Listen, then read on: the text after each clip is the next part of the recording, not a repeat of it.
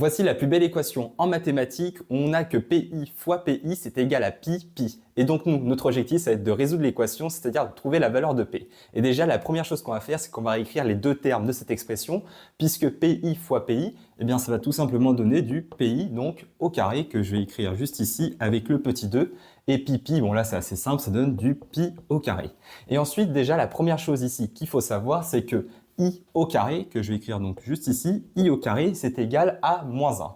Ça peut paraître un peu perturbant, mais on dit que I est un nombre imaginaire.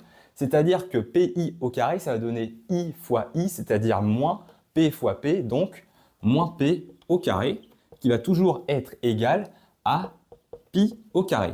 Et maintenant, à partir de ce moment-là, on va faire passer ici le moins de l'autre côté pour isoler le P au carré, c'est-à-dire qu'on va avoir P au carré qui est égal à moins pi le tout au carré. Et maintenant, ce qu'on va devoir faire pour faire sauter le carré du P, on va devoir appliquer la racine carrée et on va voir P qui va être égal à plus ou moins, puisqu'il faut toujours prendre les deux solutions positives et négatives. Donc plus ou moins racine carrée de moins pi au carré. Et là, la deuxième chose qu'il faut savoir, qui peut toujours être un peu perturbante, c'est qu'on a racine carrée ici d'un nombre qui est négatif.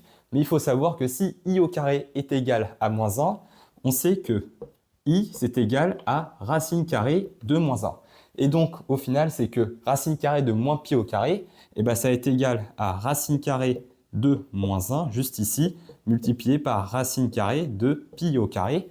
Et donc, d'ailleurs, ici, ça marche puisque pi est positif. Et on va donc avoir que P, pardon, est égal à plus ou moins donc racine carrée de moins 1, c'est-à-dire I, et racine carrée de pi au carré, ça va donner du pi tout simplement.